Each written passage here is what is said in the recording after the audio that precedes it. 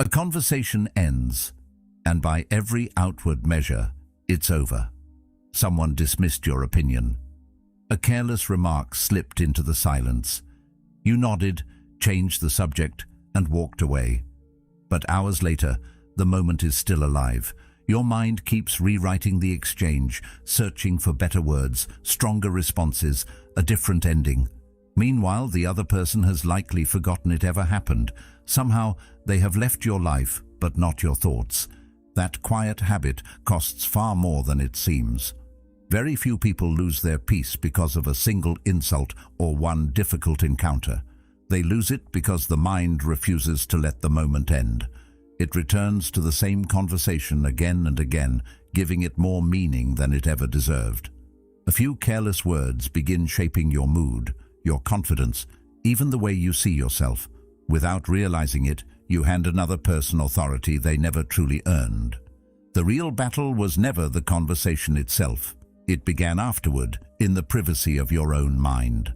Long before psychology gave these patterns a name, Stoic philosophy pointed toward a simple but unsettling truth. No insult, rejection, or act of disrespect arrives with the power to control you. That power is granted from within, often without your awareness. Once you begin seeing this, something fundamental shifts. Difficult people remain difficult. Criticism still exists. Life continues testing your patience. But your attention moves away from changing other people and toward understanding your own mind. And that is where a different kind of freedom quietly begins. When someone says something that stings, the mind is quick to point outward. It immediately identifies a cause, a person, a sentence, a look, or a moment that appears responsible for the discomfort now spreading through your thoughts. That explanation feels convincing because it is simple. Someone criticized you, so you became upset. Someone ignored your effort, so disappointment followed.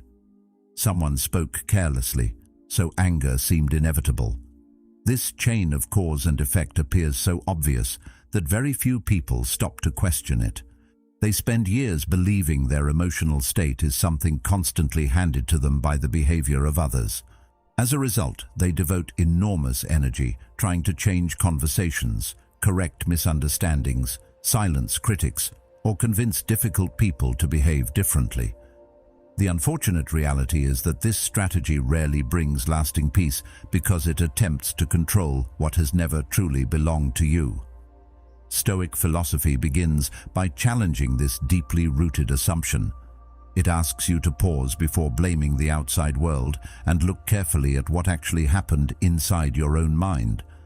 That pause may last only a few seconds, yet it has the power to change the way you experience every conflict for the rest of your life. Consider how differently people respond to exactly the same situation. One person receives criticism and calmly thanks the other for their perspective before continuing with their day. Another hears nearly identical words and spends hours replaying the conversation, imagining better responses, questioning their worth, and carrying the emotional weight long after the discussion has ended. The criticism itself may have been similar, but the outcome could not be more different. If words alone possess the ability to determine our emotions, these two people would react exactly the same way. Clearly, they do not. Something far more personal is happening beneath the surface. Every experience passes through an invisible filter created by your beliefs, memories, fears, expectations, and unresolved emotional wounds. That filter quietly assigns meaning before you are even aware it has done so. Carl Jung captured this idea with remarkable precision when he wrote, "Until you make the unconscious conscious, it will direct your life and you will call it fate." The event arrives first, but interpretation arrives almost instantly afterward. Because the two happen so closely together, they appear to be the same thing. They are not. The interpretation is where emotional suffering begins to grow, and that realization marks one of the most important turning points in developing genuine inner stability. This is why certain remarks remain in your thoughts, while countless others disappear without leaving a trace. Throughout a single week, You hear hundreds of opinions, comments, jokes, complaints, and passing observations. Almost all of them vanish within minutes because they find nothing inside you to attach themselves to. Then one sentence appears, and suddenly your attention refuses to let it go. You replay it during dinner. It follows you into the shower. It quietly returns before you fall asleep. Days later, it still feels strangely alive. The question worth asking is not why that person spoke those words. The more revealing question is why those particular words found such a comfortable place to stay. Somewhere beneath your immediate reaction, they touched a belief that already existed. Perhaps you have quietly wondered whether you were capable enough, attractive enough, respected enough, or successful enough. The comment did not create that uncertainty. It simply exposed it. That discovery can feel uncomfortable because it removes the easy temptation to place all responsibility on someone else. At the same time, it offers something infinitely more valuable than blame ever could. It offers the possibility of freedom. Many people spend years treating emotional reactions as proof that another person crossed a line, never realizing those reactions can also become invitations to understand themselves more honestly. This does not mean insults are acceptable or that disrespect should be ignored. It simply means your response deserves as much attention as the behavior that triggered it. There is remarkable wisdom in becoming curious about your own mind instead of immediately building a case against someone else's actions. Curiosity changes the entire experience. Instead of asking why people keep hurting you, you begin wondering why certain situations continue affecting you so deeply. That subtle shift moves your attention from a place where you possess very little control to one where meaningful change is actually possible. You stop searching for perfect circumstances and begin developing a stronger relationship with your own thoughts. Over time, this becomes one of the greatest forms of emotional discipline because every difficult encounter quietly transforms into an opportunity for greater self-understanding rather than another reason to feel powerless. Once this perspective begins taking root, difficult people start serving an unexpected purpose. They no longer appear only as obstacles placed in your path. They become reflections revealing places within you that still ask for healing, patience, or greater awareness. The person who constantly seeks to provoke you unintentionally exposes where your patience remains fragile. The one who dismisses your achievements may reveal how dependent your confidence still is on external recognition. Someone else's criticism can uncover fears you have never admitted even to yourself. None of this excuses poor behavior, nor does it require remaining in unhealthy situations. Instead, it changes the way you interpret those experiences. Rather than seeing every unpleasant interaction as evidence that the world is against you, you begin recognizing each one as information about your own inner landscape. Information can be uncomfortable, but it is also useful. Without it, growth becomes little more than wishful thinking.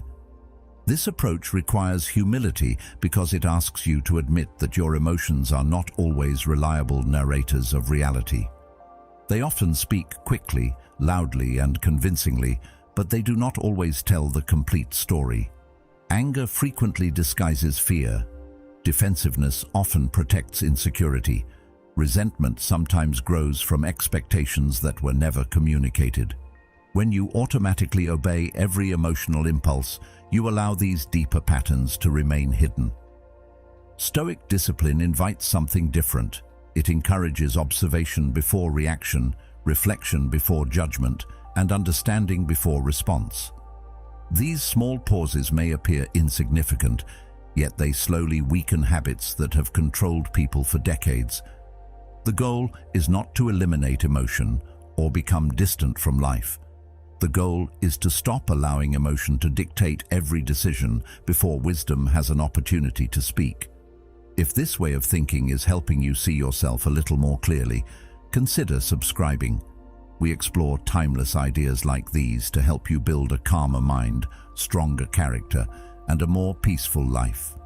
As this habit develops, you notice something quietly remarkable. Situations that once consumed your attention begin losing their emotional weight. Comments that previously ruined your entire day become passing moments rather than lasting burdens. The outside world remains unpredictable, but your dependence on it steadily decreases. That is the beginning of genuine emotional freedom. It does not arrive because everyone suddenly becomes kinder, more respectful, or easier to understand. It arrives because you finally recognize that lasting peace begins where honest self-examination replaces automatic reaction. The people around you may continue behaving exactly as they always have, but your relationship with those moments changes completely. Instead of seeing enemies everywhere, you begin seeing opportunities to strengthen the one place no one else can ever truly control: your own mind. Confidence is often mistaken for something loud. People associate it with certainty, quick responses, unwavering opinions, or the ability to dominate a room. They assume the confident person is the one who always has an answer, never hesitates, and never seems affected by criticism. But if you observe carefully, much of that confidence depends on an audience. It grows when people agree, applauds when others approve, and quietly weakens the moment admiration disappears. That kind of confidence looks solid from a distance, yet it rests on unstable ground because it borrows its strength from circumstances that constantly change. A compliment can lift it. A single insult can shake it. Someone else's opinion becomes the invisible foundation supporting an entire identity. The danger is not that people appreciate praise. That is perfectly human. The danger begins when praise becomes necessary to feel complete. Once your emotional balance depends on how others respond to you, your peace no longer belongs entirely to you. It becomes something negotiated with strangers, acquaintances, co-workers, friends, and even people who barely know your name. This dependence rarely announces itself openly. It hides beneath ordinary habits, the urge to explain yourself, the need to be understood, or the disappointment that follows when someone fails to recognize your intentions. Over time, these habits quietly shape the way you experience the world without you even realizing it. That is why disagreement often feels much larger than it really is. On the surface, two people simply hold different opinions, yet internally the experience can feel like rejection. A conversation becomes an emotional struggle because your mind interprets disagreement as evidence that something about you has lost value.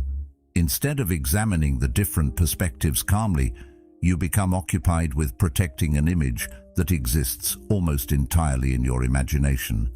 The conversation stops being about ideas and starts becoming about identity. This shift happens so quickly that it often escapes awareness. You begin defending yourself with increasing intensity, searching for better arguments, stronger explanations, or clearer evidence, believing that if you can finally convince the other person, peace will return. Unfortunately, peace built upon agreement is always temporary. There will always be another disagreement, another misunderstanding, another person who sees life through a completely different lens. If your emotional stability depends on winning those encounters, then every conversation carries the possibility of becoming another emotional battle. The Stoic approach points somewhere entirely different.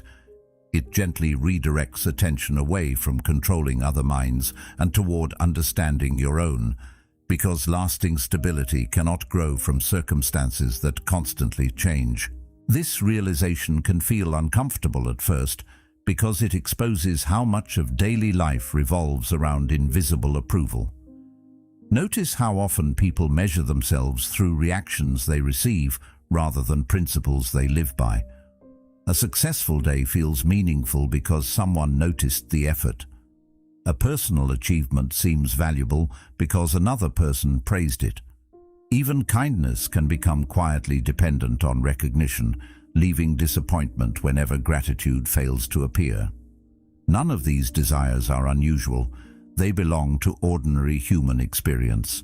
The difficulty begins when external responses become the primary evidence of internal worth. That is a fragile arrangement because other people are inconsistent. They become distracted, preoccupied, emotional, impatient, or simply unaware of what matters to you. Expecting them to consistently protect your confidence places an impossible responsibility upon them and an exhausting burden upon yourself. The more intensely you chase validation, the more power you unknowingly hand away. Without intending to, you begin asking the world for permission to feel secure. Many people never notice this pattern because it disguises itself as ambition, responsibility, or healthy self-improvement. They believe they are simply working harder, trying to communicate better, or striving to become more respected. There is nothing wrong with growth or excellence. The question worth asking is whether those efforts are guided by personal conviction or by fear of losing approval. The difference is subtle, but life-changing. One path creates quiet determination because your actions reflect values you already possess. The other creates constant anxiety because success never feels complete. Even after achieving one goal, another immediately appears, carrying the same hidden promise that lasting confidence finally waits just beyond the next accomplishment. The finish line keeps moving because the problem was never a lack of achievement. It was dependence upon external confirmation. No amount of recognition can permanently satisfy a need that originates from uncertainty within. Stoic discipline encourages a different relationship with yourself. Instead of asking whether everyone understands your choices, it asks whether your choices align with your own principles. Instead of measuring your value by applause, it invites you to measure it by character. This shift happens quietly. No dramatic transformation announces its arrival. One day you simply notice that criticism no longer lingers as long as it once did. Praise becomes pleasant without becoming necessary. Misunderstandings lose their ability to dominate your thoughts. None of this happens because you stop caring about people. It happens because your identity gradually stops depending on their conclusions. You still appreciate encouragement. You still welcome meaningful relationships. The difference is that your emotional foundation no longer rises and falls with every opinion crossing your path. This quieter confidence often goes unnoticed because it does not demand attention. It does not feel compelled to prove itself in every disagreement or defend itself against every misunderstanding. It accepts that people will sometimes judge incorrectly, overlook genuine effort, or interpret good intentions through their own experiences. Those realities become easier to carry because they are no longer treated as personal verdicts. Instead, they become ordinary parts of living among imperfect human beings. That acceptance creates remarkable freedom. Energy once spent managing appearances becomes available for growth, reflection, and purposeful action. Conversations become less about protecting an image and more about understanding truth. Relationships become healthier because they are no longer burdened by constant demands for reassurance. Most importantly, your sense of self begins resting on something far more stable than public opinion. Real confidence rarely arrives all at once. It develops through repeated moments of choosing internal honesty over external approval.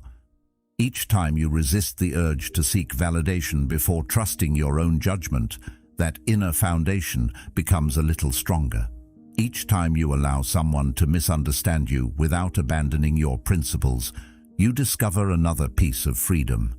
Eventually you realize that the strongest form of self-respect does not require permission, applause, or agreement. It grows quietly beneath the surface, shaped by consistent choices rather than changing opinions. Once that foundation becomes strong enough, the world still offers praise and criticism just as before, but neither possesses the same power to define who you are. That is where genuine confidence begins, almost invisibly, and from that place your peace finally becomes something no one else is responsible for protecting. Difficult people do not disappear simply because your perspective begins to change. If anything, they become easier to notice. The person who constantly searches for faults still speaks carelessly. The coworker who enjoys gossip still spreads rumors. The family member who turns every disagreement into a personal attack continues following familiar patterns. Someone else still interrupts, exaggerates, judges, or provokes without much thought. Life offers no promise that growing wiser will somehow remove these encounters from your path.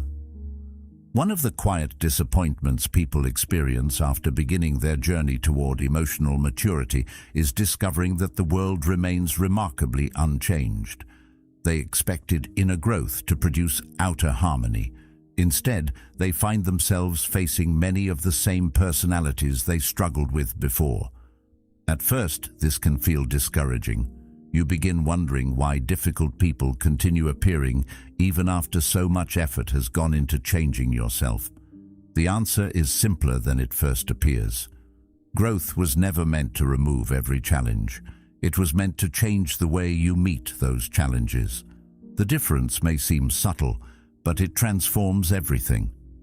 You stop measuring progress by the behavior of others and begin measuring it by the steadiness of your own mind. This shift becomes especially important because another temptation quietly emerges. Once you understand that your reactions belong to you, it becomes easy to believe the next step is convincing everyone else to behave better. You begin thinking that peace will finally arrive if only certain people become more reasonable, more respectful, more considerate, or more emotionally mature. It sounds logical. After all, life would certainly feel easier if everyone acted with kindness and wisdom. But hidden beneath this hope lies another form of dependence. You postpone your peace until someone else changes. Your emotional well-being becomes tied to a future you cannot create. Without realizing it, you have simply exchanged one form of emotional dependence for another. Before, your mood depended on people's opinions. Now it depends on their personal growth. Either way, someone else still holds the key. Stoic thinking gently interrupts this pattern by asking you to notice how often your happiness is attached to conditions beyond your control. That observation is not meant to make you indifferent toward people. It is meant to free you from waiting for the impossible before allowing yourself to become calm. Think about how much energy disappears when you spend your days mentally rewriting other people's personalities. You wish someone were more patient. You hope another person finally admits they were wrong. You wait for an apology that never arrives. You replay conversations, imagining how they should have behaved instead. Hours pass inside imaginary versions of reality where everyone finally understands your point of view. Meanwhile, life continues moving forward exactly as it always has. The mind becomes exhausted because it keeps investing effort into outcomes it has no authority to produce. As Epictetus reminded us, make the best use of what is in your power and take the rest as it happens. This exhaustion rarely announces itself dramatically. It accumulates quietly through countless small frustrations, leaving you emotionally drained without understanding why. The real source of fatigue is often not another person's behavior. It is the constant attempt to mentally manage what was never yours to manage in the first place. People act according to countless influences you will never fully understand. Their upbringing shapes them. Their fears influence them. Their disappointments follow them into conversations you know nothing about. Personal insecurities distort the way they interpret ordinary situations. Old emotional wounds continue speaking through present behavior long after the original events have been forgotten. Someone may respond harshly because they feel threatened. Another may criticize because criticism has become the only language they learned for dealing with insecurity. Others simply repeat habits they have never examined. None of this excuses harmful behavior, nor does it mean you should tolerate disrespect without boundaries. It simply reminds you that another person's actions originate from an internal world you cannot completely see. Expecting everyone to respond with perfect wisdom ignores the complexity of being human. Once you accept this reality, disappointment begins losing much of its emotional weight because your expectations become grounded in reality rather than wishful thinking. Nature offers a useful reminder here. Rain falls without asking whether today fits your schedule. Wind does not become gentler because you planned an afternoon outdoors. Winter arrives whether you feel prepared or not. No one considers these events personal because everyone understands they belong to the natural order. Human behavior follows a similar pattern more often than we like to admit. People carry their habits, beliefs, emotions, and limitations wherever they go. Some react thoughtfully, others react impulsively. Some bring peace into a room, others bring confusion. Fighting this reality is like arguing with changing weather. The argument consumes energy without changing the forecast. Wisdom begins with accepting what exists before deciding how to respond to it. That acceptance is not surrender, it is clarity. You cannot navigate reality effectively while insisting it should constantly become something else. As this understanding deepens, your relationship with difficult people quietly changes. Instead of immediately viewing them as obstacles placed in your path, you begin seeing them as opportunities to practice something far more valuable than winning an argument. Their behavior becomes a reminder to strengthen patience rather than weaken it. Their criticism becomes an invitation to examine whether your confidence still depends on approval. Their attempts to provoke reveal whether your emotions remain easily borrowed by someone else's instability.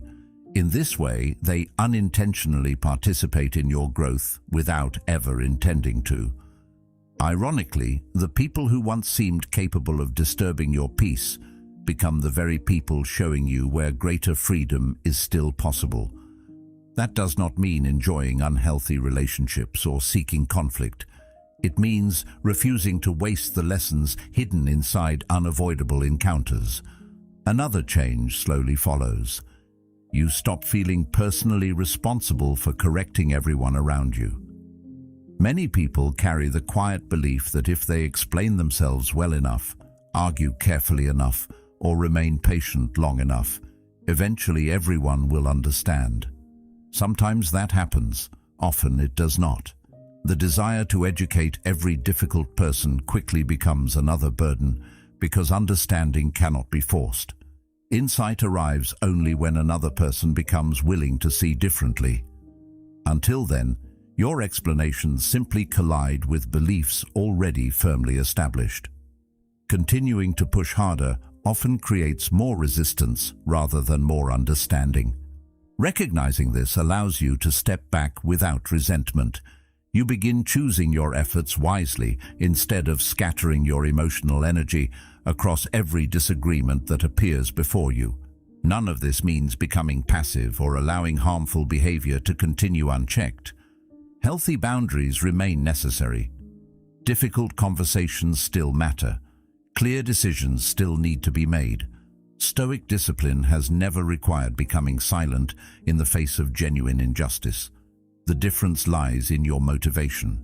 You act because it reflects your values, not because your emotional survival depends on changing another person's mind. If they respond with wisdom, that is welcome.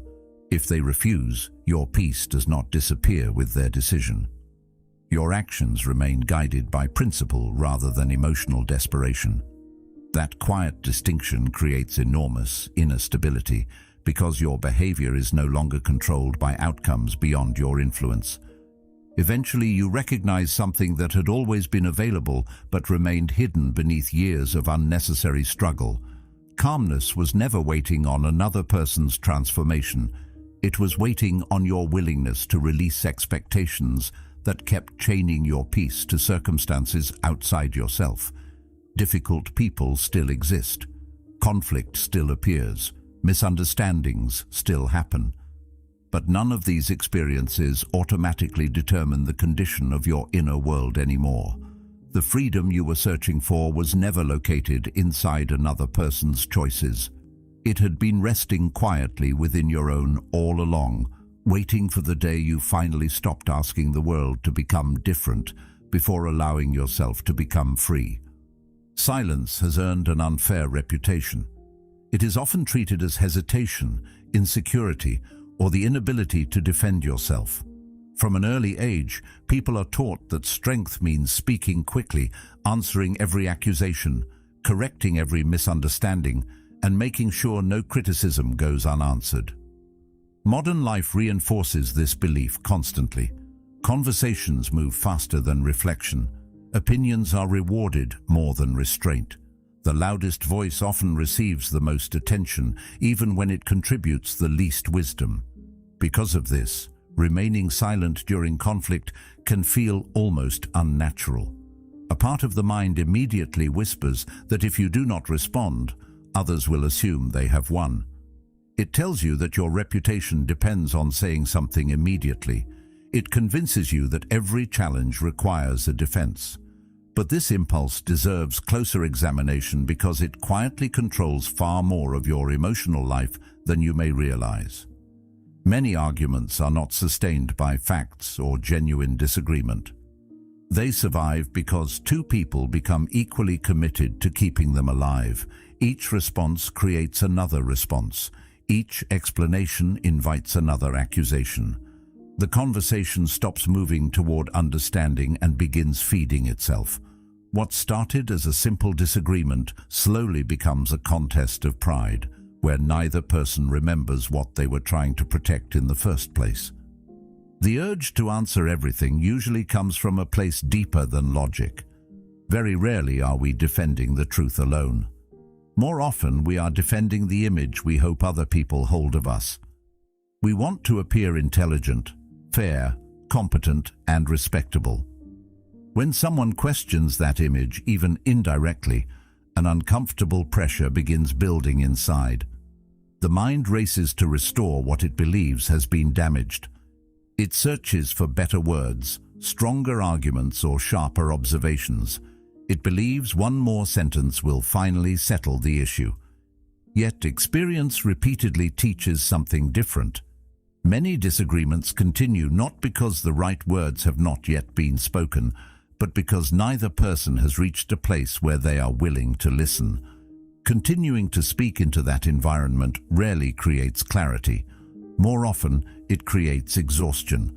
The conversation becomes less about discovering truth and more about satisfying emotion. Once emotion takes control, even the most carefully chosen words lose much of their power because they are no longer being received with openness. They are being filtered through defensiveness, fear, or pride. Recognizing this changes your relationship with conflict because you stop assuming that speaking more automatically produces better outcomes. Silence, when chosen consciously, interrupts this cycle in a way that arguments often cannot. It creates space where emotion expected movement. Someone prepared for resistance suddenly finds nothing to push against. Someone expecting anger receives calm instead. This does not guarantee they will immediately understand themselves or reconsider their behavior, but something important still changes. Their emotional momentum loses its target. Conflict requires participation. Without it, much of its energy quietly dissolves. This is why deliberate silence feels so different from avoidance. Avoidance comes from fear. Deliberate silence comes from clarity. One hides because it feels powerless. The other steps back because it recognizes that continuing the exchange no longer serves any meaningful purpose. Outwardly, these choices may appear similar, yet internally they are entirely different experiences. One leaves you anxious because important truths remain unspoken. The other leaves you peaceful because you understand that nothing valuable would have been gained by extending the argument another minute. This discipline becomes especially valuable because emotions rarely ask permission before demanding action. Anger arrives quickly. Embarrassment seeks immediate relief. Pride wants instant restoration. The mind convinces you that responding now is the only reasonable option, but temporary emotions often produce permanent consequences when they are allowed to make decisions without reflection. A sentence spoken during frustration can damage a relationship that required years to build. A careless message sent in irritation can remain long after the emotion that inspired it has disappeared. A single moment of impulse can become a memory revisited for decades. This is why restraint should never be confused with weakness. It is one of the clearest demonstrations of inner authority. You recognize the emotion, you allow yourself to feel it honestly, but you refuse to hand it control over your actions. That small pause between feeling and responding becomes one of the most powerful habits you can develop because it protects your future from decisions made by your present emotional state. People sometimes worry that remaining silent means allowing falsehoods to stand unanswered. There are certainly moments when speaking is necessary. Boundaries must sometimes be expressed clearly. Injustice occasionally requires direct action. Honest conversations remain essential for healthy relationships. Silence is not a rule to follow blindly. It is a choice to make wisely. The important difference lies in motivation. Are you speaking because wisdom calls for it, or because your emotions demand immediate relief? One creates clarity, the other usually creates noise. Learning to distinguish between those motivations requires patience, because the mind is remarkably skilled at disguising emotional impulses as rational decisions. The longer you practice observing yourself before reacting, the easier this distinction becomes. You begin noticing subtle signals that once escaped awareness. Your breathing changes, your thoughts become hurried, your attention narrows. These quiet signs remind you that waiting a little longer may produce a much better response than speaking immediately. As this habit develops, something surprising begins happening inside your relationships. People gradually learn that they cannot easily pull you into unnecessary conflict. Attempts to provoke you lose much of their effectiveness because they no longer receive the predictable reaction they expect. This does not mean others suddenly become kinder. Some will continue behaving exactly as before. The difference is that their behavior stops determining yours. Your emotional direction is no longer borrowed from whoever happens to stand in front of you. Instead, it comes from principles you have chosen long before the conversation began. As Marcus Aurelius wrote, "The best revenge is not to be like your enemy." That quiet consistency creates a different kind of presence. You stop chasing the final word because you realize the final word rarely brings the peace you are hoping to find. Peace comes from knowing you acted according to your values regardless of how another person behaved. The mind has a remarkable ability to create the illusion that one more thought will finally resolve everything. It promises that if you replay the conversation one last time, you will discover the perfect response. It convinces you that if you examine every detail carefully enough, you will eventually feel satisfied. Yet satisfaction rarely arrives through endless mental repetition. Instead, each replay strengthens the emotional memory until it feels even more significant than it originally was. A careless comment spoken in 10 seconds slowly grows into an event that shapes your entire day. The original words remain unchanged, but the meaning attached to them expands with every repetition. Without realizing it, you become both the speaker and the audience inside your own imagination, repeating scenes that reality has already left behind. This habit feels productive because the mind mistakes constant activity for progress. In truth, nothing is being solved. The conversation is no closer to resolution than it was when it first ended. The only thing changing is your level of exhaustion. This is one of the quiet observations that gives Stoic practice such lasting value. It gently directs attention away from events that cannot be changed and back toward the one place where meaningful influence still exists. The past has an unusual power over people because it cannot answer back. It allows endless speculation without ever offering closure. You can invent hundreds of different endings, stronger arguments, sharper replies, or more convincing explanations, but none of them alter what actually happened. The mind often resists accepting this because letting go feels strangely similar to losing. It fears that releasing the argument means admitting defeat. In reality, continuing the argument privately achieves nothing except extending your own suffering. The difficult part is not ending the conversation with another person. The difficult part is ending the conversation with yourself. That requires a level of honesty many people avoid because it removes the comforting belief that peace still depends on finding the perfect response. Notice how differently your day unfolds depending on where your attention settles. When your thoughts remain trapped inside an old disagreement, everything else begins receiving only fragments of your awareness. Someone speaks to you, but you barely hear them because your mind is somewhere else. A beautiful afternoon passes unnoticed because you are silently defending yourself against someone who is not even present.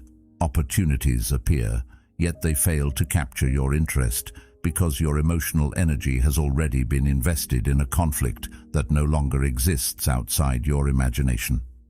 This is why unresolved internal dialogue quietly steals far more than emotional comfort. It steals presence. Life continues moving while your attention remains standing in a room that disappeared hours ago. Gradually, you begin understanding that the greatest cost of these mental arguments is not the frustration they create. It is the life they prevent you from fully experiencing. Interrupting this pattern does not require forcing thoughts away or pretending difficult emotions never appeared. Resistance often gives unwanted thoughts even greater strength. Stoic discipline takes another approach. It begins with observation. You notice the familiar replay beginning once again. You recognize the temptation to improve the conversation, defend your image, or prove your point inside your own imagination. Instead of automatically following those thoughts wherever they lead, you simply acknowledge what is happening. This quiet awareness creates a small but meaningful space between you and the habit itself. Within that space lies choice. You no longer have to continue feeding the conversation simply because your mind invited you back into it. The invitation can remain unanswered. At first, this feels unfamiliar because the habit has existed for years. Yet with practice, each interruption becomes slightly easier than the last. The mind slowly learns that not every thought deserves participation. Another important realization follows naturally. Much of this internal dialogue is driven by a search for validation that cannot truly be satisfied. You want someone to recognize your intentions, admit they misunderstood you, or finally acknowledge your perspective. These desires are understandable, but they often depend entirely on another person's willingness to see differently. When that willingness never arrives, the mind continues searching for it alone. It invents imaginary conversations where understanding finally appears because reality failed to provide it. The difficulty is that imagined validation disappears the moment the exercise ends, leaving you to begin searching all over again. Lasting stability cannot be built upon conversations that exist only inside your head. It grows when you gradually release the expectation that everyone must understand you before you can finally feel at peace. As this habit weakens, your relationship with difficult experiences begins changing in subtle but profound ways. You still remember painful conversations, but they stop controlling the direction of your thoughts. They become events rather than permanent residences for your attention. You discover that reflection and rumination are not the same thing. Reflection teaches. Rumination repeats. Reflection helps you carry wisdom into the future. Rumination keeps dragging you back into the past. Knowing the difference transforms the way you process conflict because you stop confusing endless thinking with meaningful growth. You take the lesson and leave the burden behind. That simple shift creates remarkable freedom, allowing your mind to return to the present instead of endlessly negotiating with memories that have already completed their place in your story. Real peace begins there, not when yesterday changes, but when you finally stop asking it to. Silence may protect you during a conversation, but it cannot protect you after the conversation if your thoughts refuse to let it end. Many people leave an argument without saying another word, yet they continue speaking internally for the rest of the day. They replay every sentence, They invent stronger replies. They imagine the expression on the other person's face, if only they had found the perfect words at the perfect moment. Outwardly they appear calm, but inwardly the conflict is still unfolding. The voice that once belonged to someone else slowly becomes their own, repeating the same exchange until it grows larger than it ever was in reality. Hours pass, sometimes days. The other person has likely forgotten the entire interaction, yet the mind continues carrying it as though it happened only moments ago. This is one of the most overlooked forms of suffering because it happens in complete silence. No one else sees it. No one interrupts it. It quietly consumes attention that could have been devoted to the present. This is why external restraint, valuable as it is, represents only the beginning. The deeper work starts after the conversation ends, when no one else is speaking, but your own mind refuses to become quiet. The strange thing about these private arguments is that they disguise themselves as problem-solving. Your thoughts insist they are helping you. They promise that one more replay will finally produce closure. They suggest that if you examine every detail carefully enough, you will eventually feel at peace. Yet notice what actually happens. Each replay strengthens the emotional memory instead of weakening it. The original conversation may have lasted only 2 minutes, but your imagination stretches it into an event that occupies an entire afternoon. A single careless remark begins collecting new meanings every time you revisit it. Before long, you are no longer responding to what actually happened. You are responding to a version of the event that has been rewritten by emotion, expectation, and memory. The mind is incredibly creative when left unattended. It fills empty spaces with assumptions. It invents intentions that were never confirmed. It writes endings that never occurred. Gradually, the imagined conversation becomes more emotionally powerful than the real one ever was, even though nothing outside your thoughts has changed. This is where Stoic practice becomes deeply personal. It is no longer concerned with the behavior of the other person. It becomes concerned with the behavior of your own attention. Where does your mind keep returning? Why does it keep feeding a conflict that reality has already finished? These questions matter because attention is one of the few things that truly belongs to you. Whatever repeatedly receives it gradually shapes your emotional world. If your attention remains attached to old wounds, those wounds continue feeling fresh. If it remains attached to insults, those insults continue carrying influence long after they should have faded. The event itself has already passed. What keeps it alive is the energy you continue investing in it. This realization is not meant to create guilt. It is meant to reveal possibility. If attention has the power to extend suffering, then it also has the power to end it. Ending that internal argument does not mean pretending the experience never mattered. Stoicism has never encouraged denial. Pain deserves honesty, not suppression. The difference lies in what happens after you acknowledge it. Many people believe they must follow every thought simply because it appears in the mind. They treat thoughts as commands instead of observations. A painful memory appears, and they immediately begin building another conversation around it. A criticism resurfaces, and they instinctively defend themselves all over again. Emotional mastery begins when you realize that noticing a thought and participating in it are two different actions. You can observe the invitation without accepting it. You can recognize the familiar pattern without allowing it to determine the direction of your day. This small distinction changes everything because it restores choice where habit once ruled automatically. There is another hidden cost to these endless mental rehearsals. While you are trying to rewrite yesterday, today quietly disappears. Someone speaks to you, but only part of your attention is available because the rest remains trapped in an old conversation. A beautiful morning passes unnoticed because your mind is busy proving a point to someone who is not even present. Opportunities for gratitude, connection, creativity, and joy appear, yet they receive only fragments of your awareness. The past begins collecting interest from the present, and the debt keeps growing. Eventually, you realize that the greatest loss was never the argument itself.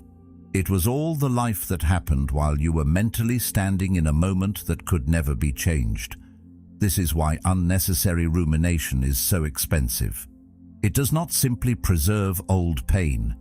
It quietly steals new experiences before they have a chance to become memories. Much of this inner dialogue is fueled by a desire that rarely announces itself honestly. Beneath the rehearsed responses and imagined victories often lies a simple wish to be understood. You want the other person to finally recognize your intentions, admit they judged unfairly, or acknowledge that your perspective had value. These desires are deeply human, but they become dangerous when your peace depends upon them. If another person's understanding becomes the condition for your emotional freedom, then your inner world remains tied to something you cannot control. The mind keeps returning to the conversation because it still hopes to receive what reality never offered. It searches for closure where none exists. It asks the past to provide an answer it was never capable of giving. Gradually, you begin seeing that true closure rarely arrives from another person's response. It begins with your decision to stop negotiating with memories that have already completed their role in your life. As this practice becomes part of your daily awareness, something subtle begins changing. The mind still remembers difficult conversations, but it no longer builds a home inside them. Reflection replaces obsession. You learn what needs to be learned, accept what cannot be changed, and gently return your attention to the only place where action is still possible. As Marcus Aurelius wrote, "The happiness of your life depends upon the quality of your thoughts." The present stops competing with the past because you are no longer asking yesterday to become different before allowing yourself to live fully today.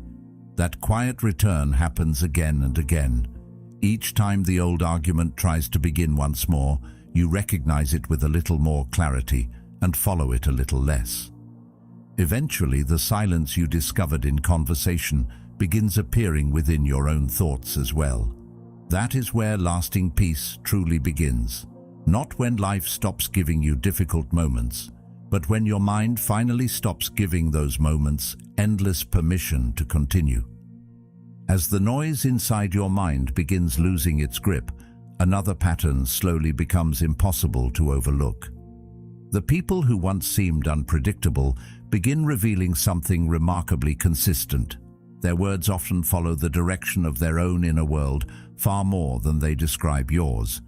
The person who constantly expects betrayal usually carries unresolved distrust long before meeting you. The one who criticizes every success often struggles to celebrate their own.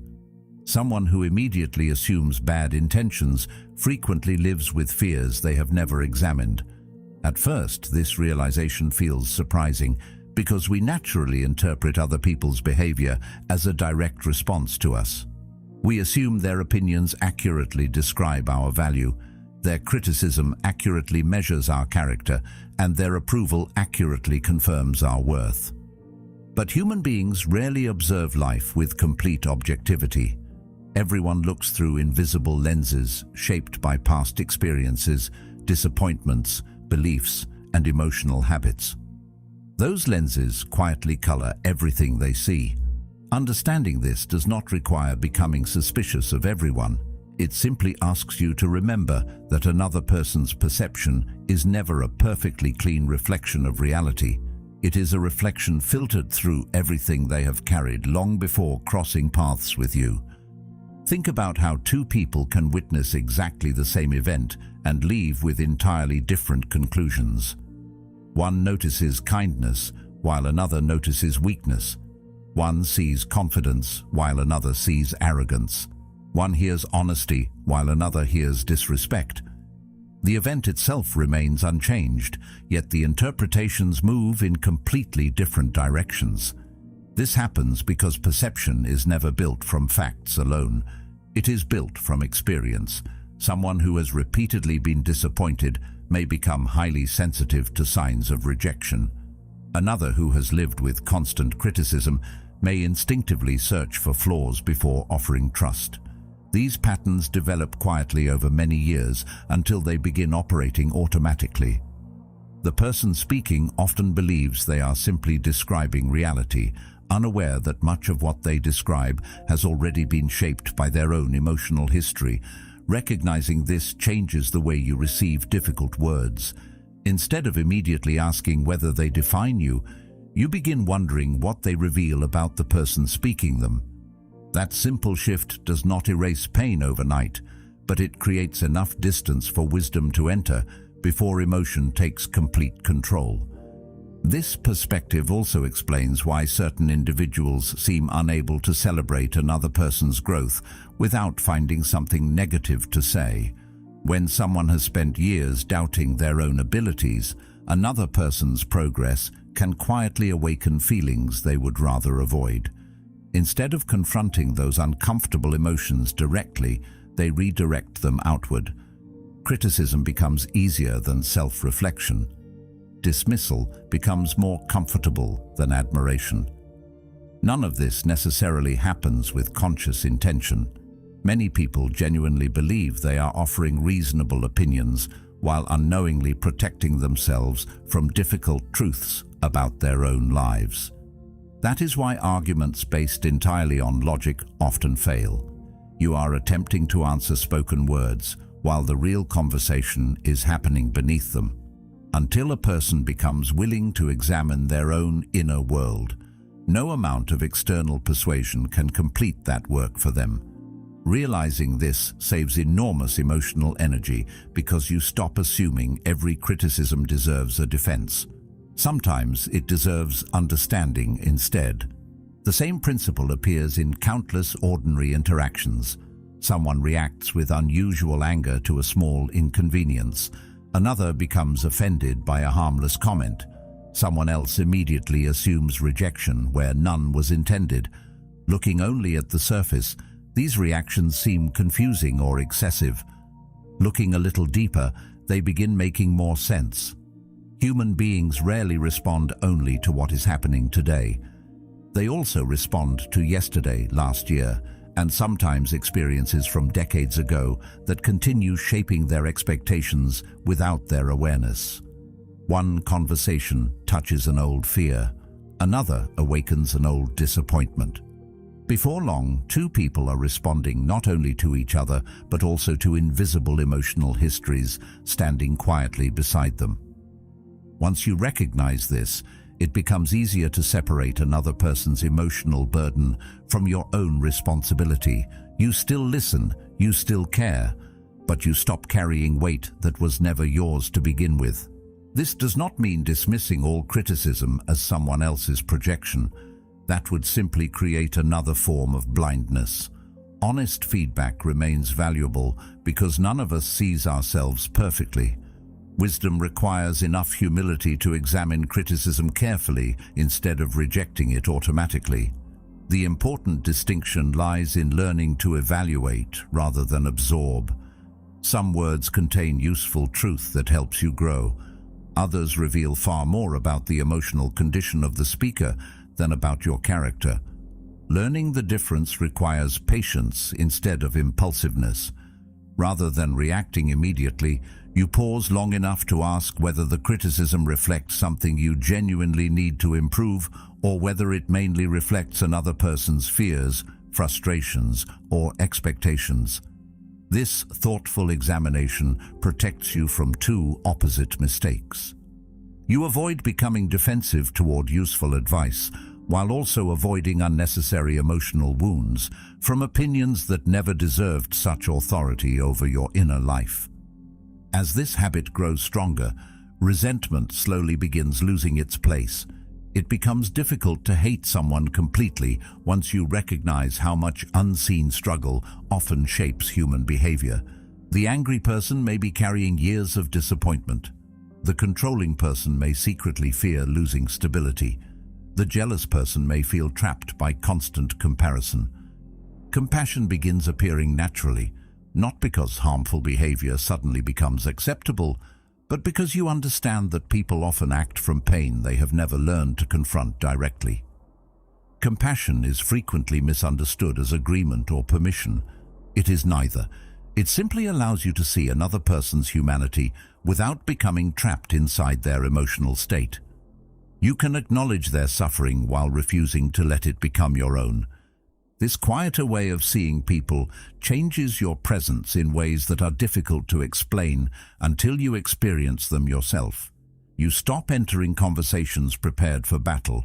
You become less interested in proving people wrong and more interested in understanding why they see the world as they do. Surprisingly, this often creates calmer interactions because people sense they are no longer speaking to someone eager to defend an identity at every opportunity. Even when conflict remains unavoidable, your inner experience becomes remarkably different. Instead of absorbing every harsh word as a judgment upon your worth, you recognize that many words reveal the condition of the person speaking them. They may reach your ears, but they no longer automatically enter your identity.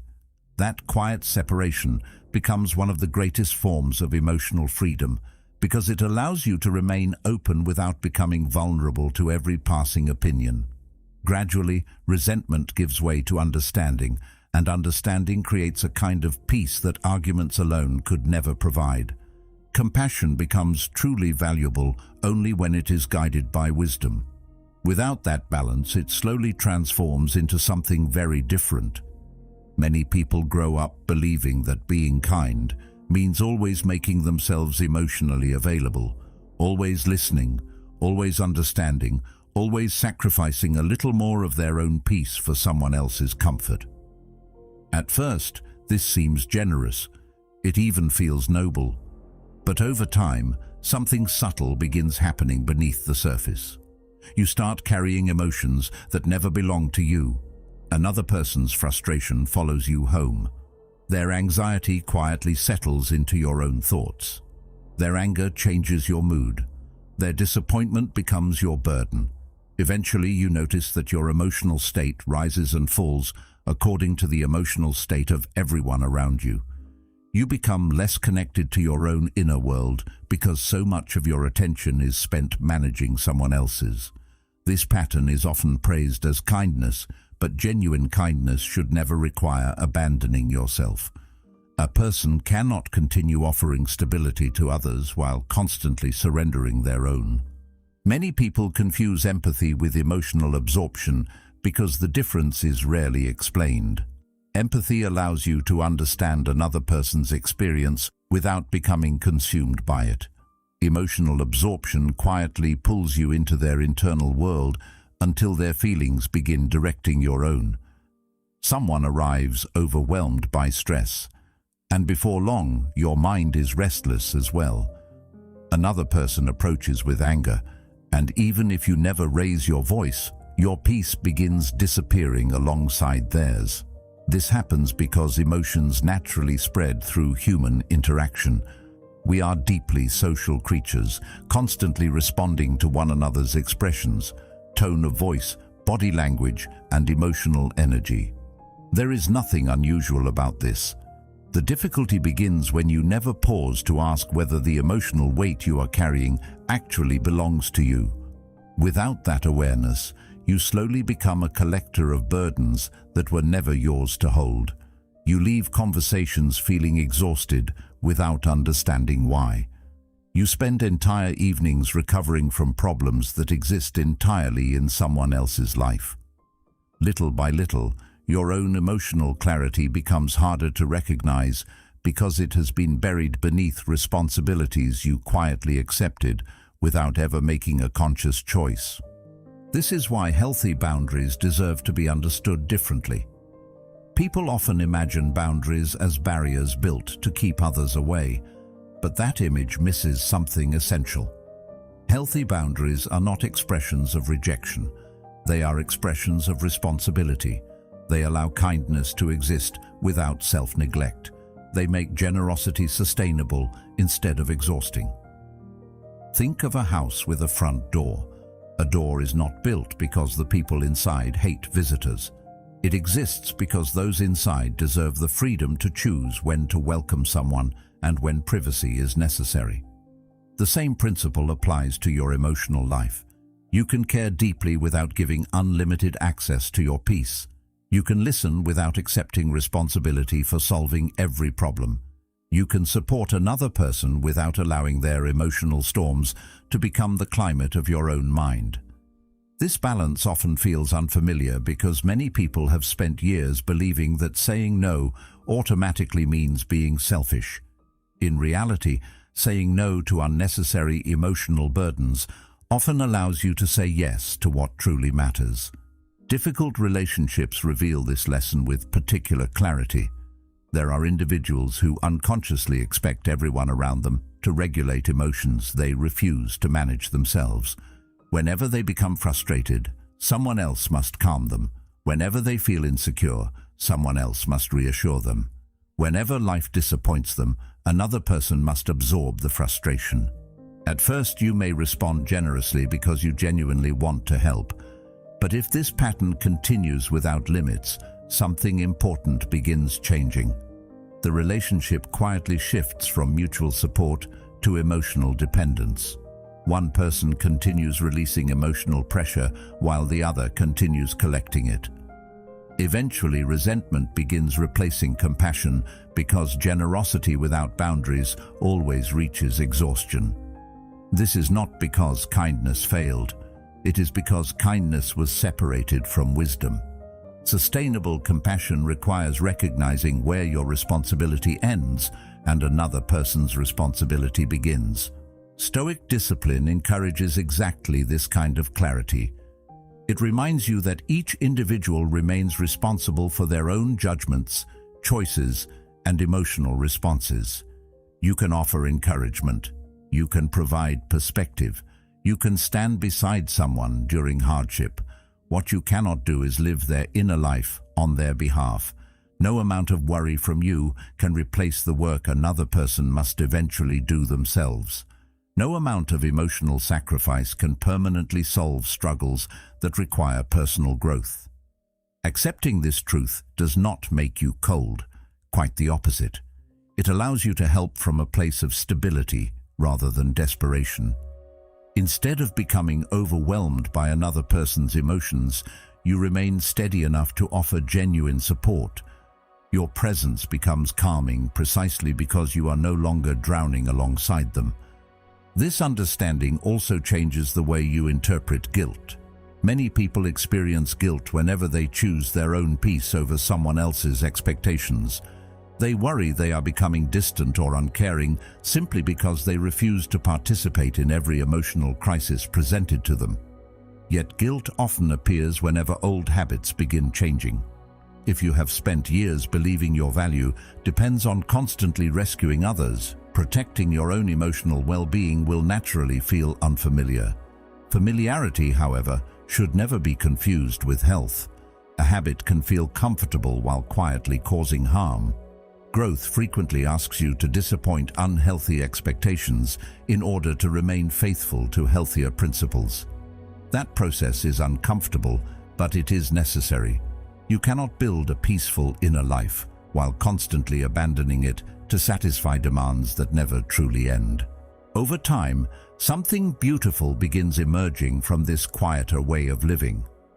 Your relationships become more honest because they are no longer built upon silent resentment or emotional exhaustion.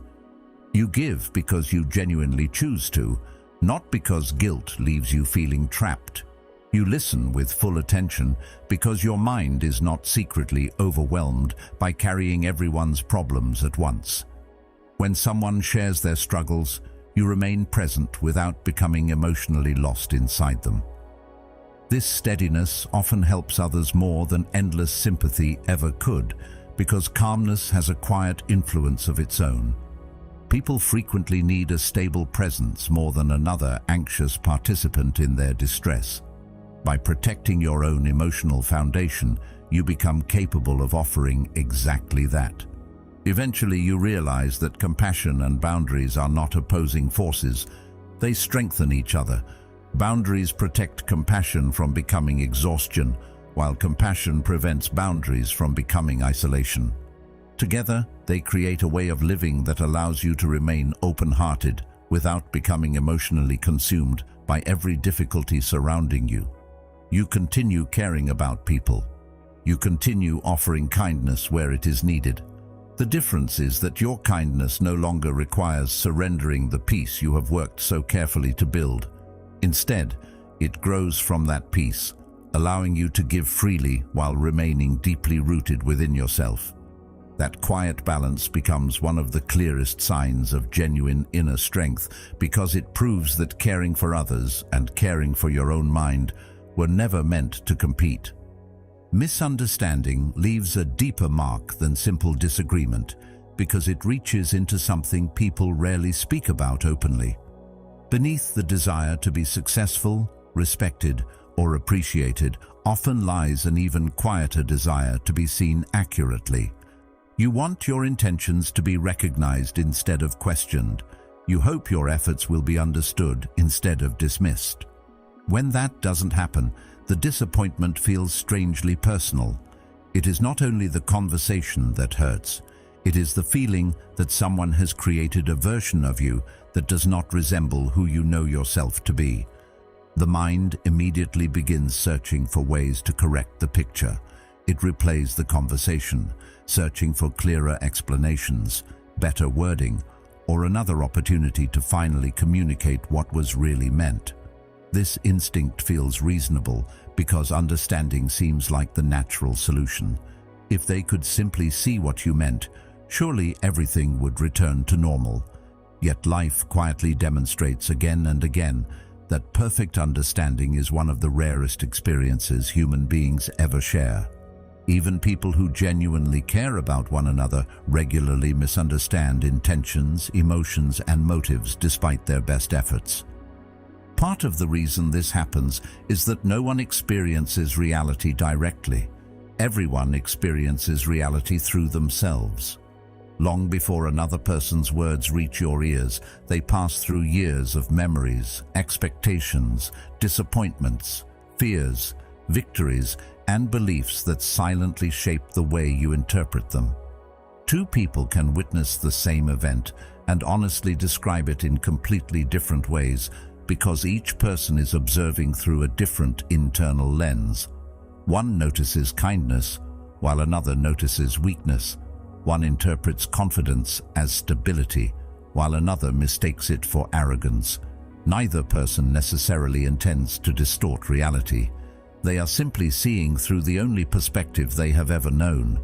Once you recognize this, something important begins changing inside you. You stop expecting your explanation alone to erase another person's lifelong way of interpreting the world. You understand that your words are entering a mind already filled with experiences you cannot see and beliefs you did not create. That realization does not make communication meaningless. It simply makes your expectations more realistic. This becomes especially clear during emotionally charged situations. When fear, insecurity, or pride enters a conversation, people often stop hearing what is actually being said and begin responding to what they expect to hear. Someone who has repeatedly experienced betrayal may detect dishonesty where none exists. Someone who constantly doubts their own worth may hear criticism inside ordinary feedback.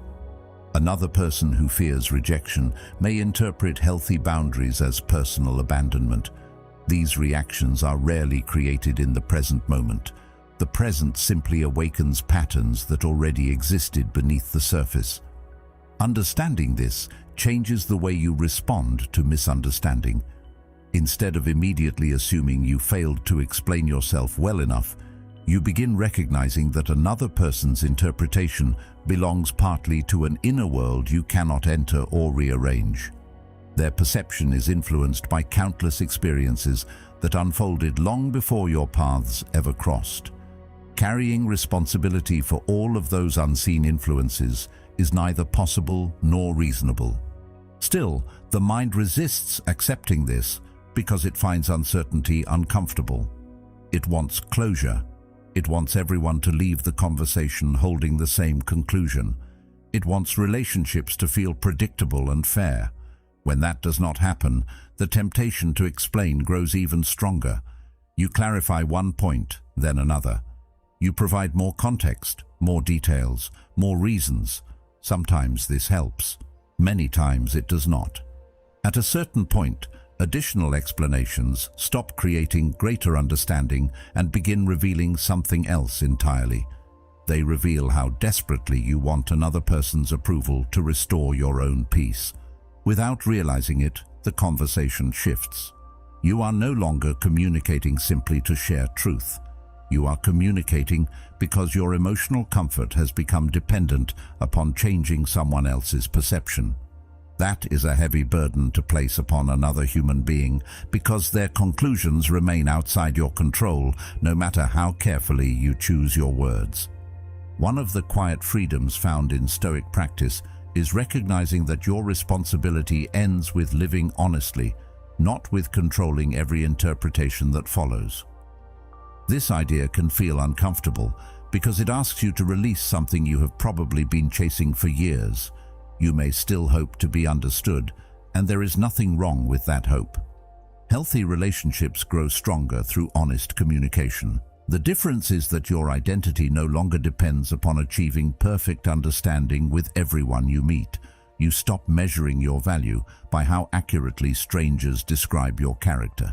You stop allowing casual opinions to outweigh years of lived experience.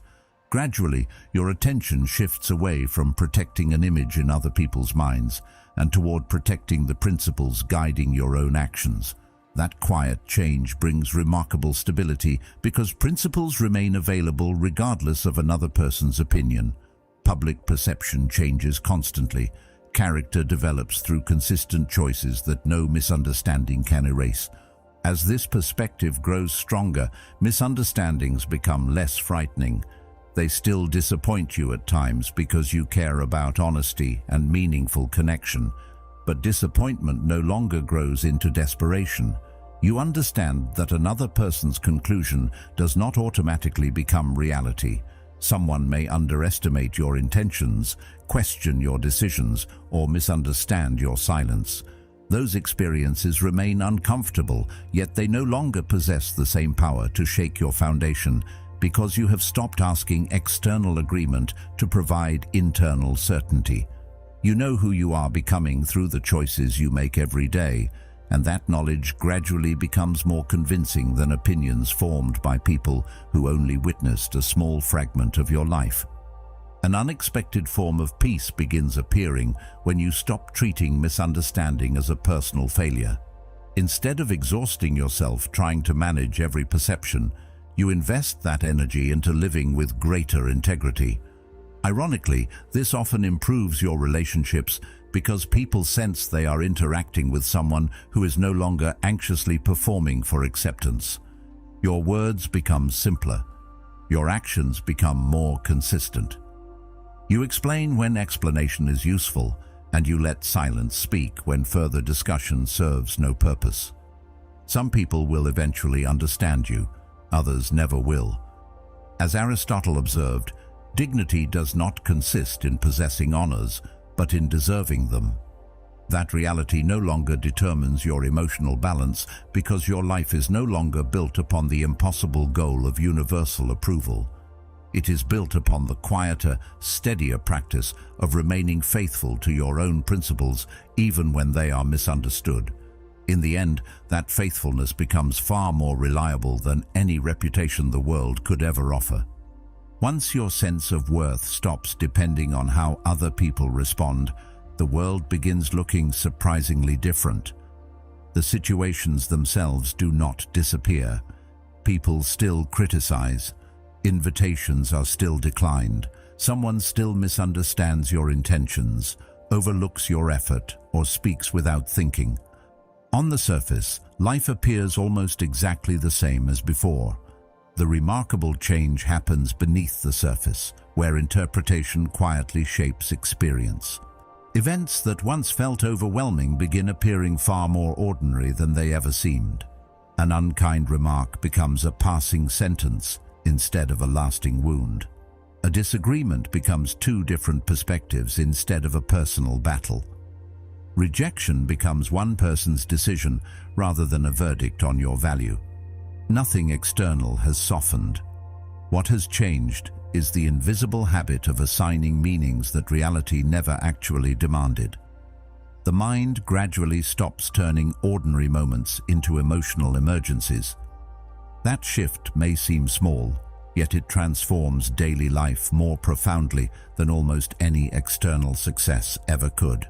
For years, many people move through life believing that emotional pain comes directly from circumstances. They assume the insult itself created the suffering, that rejection itself caused the humiliation, or that criticism itself produced insecurity.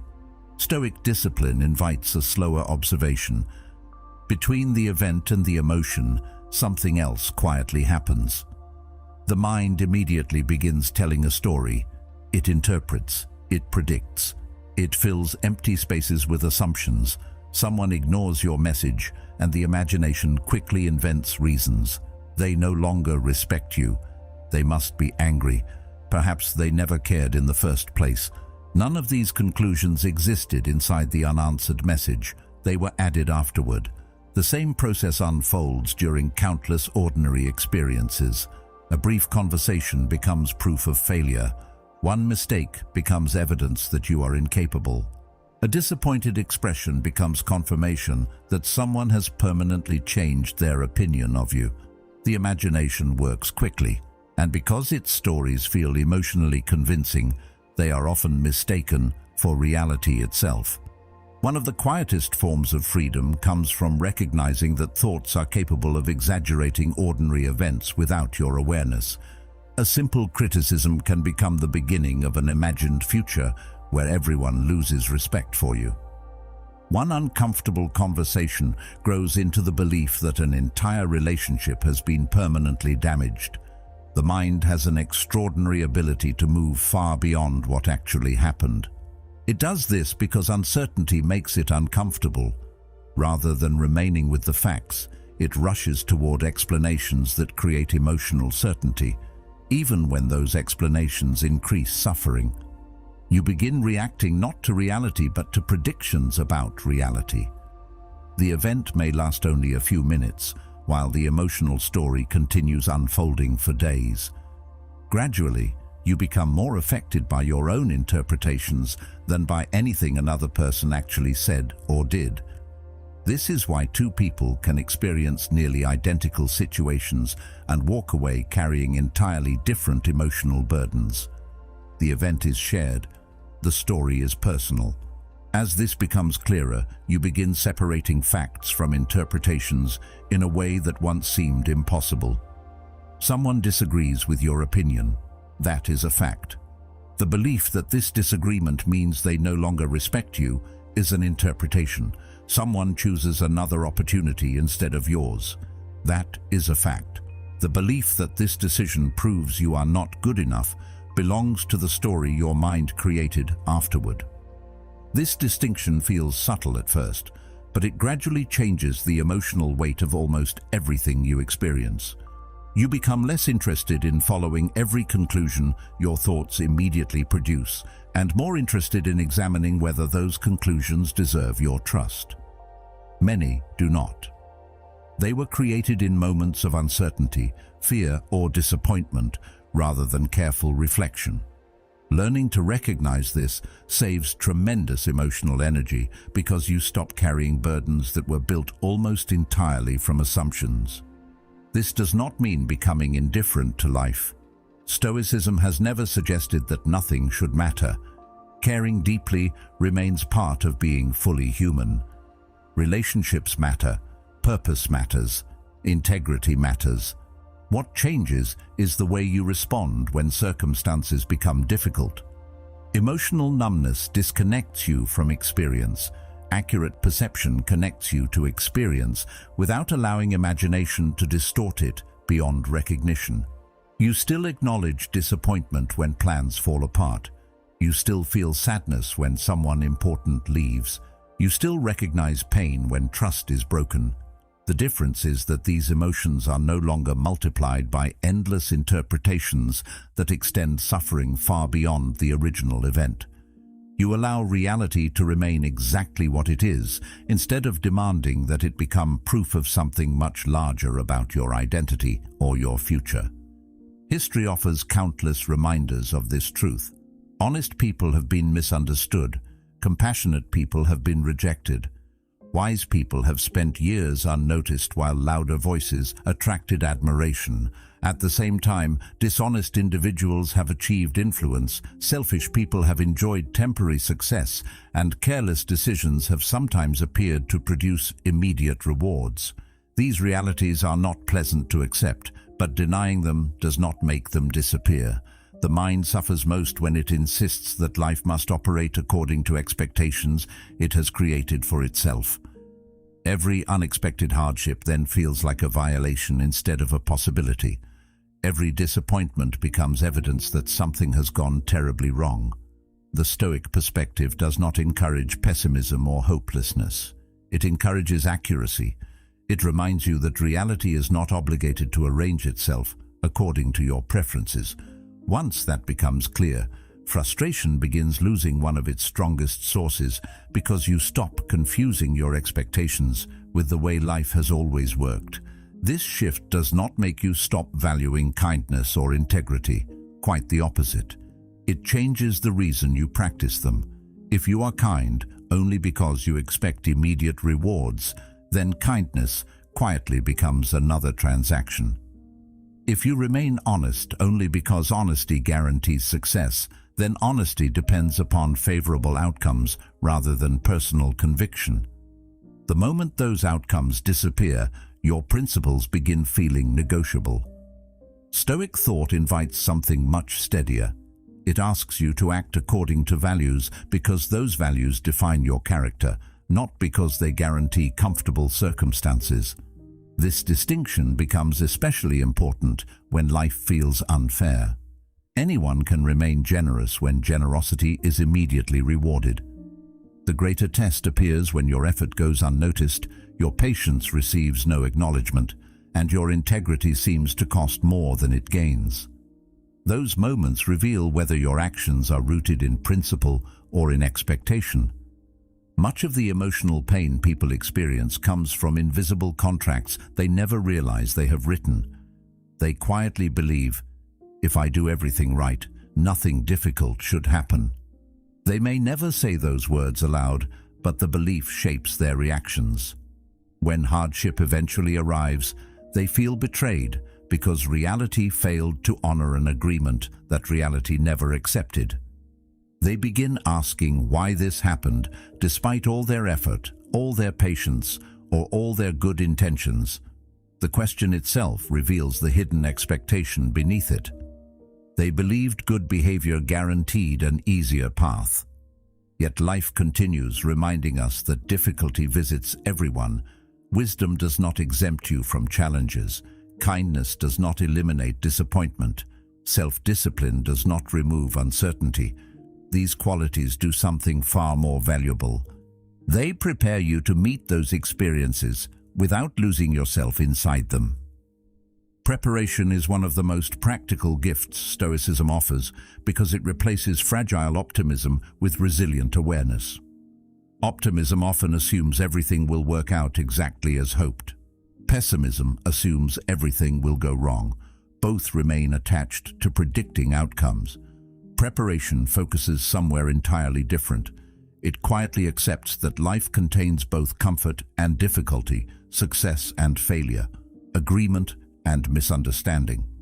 Since none of these can be eliminated completely, energy is better invested in strengthening your own response rather than trying to eliminate every obstacle before it appears.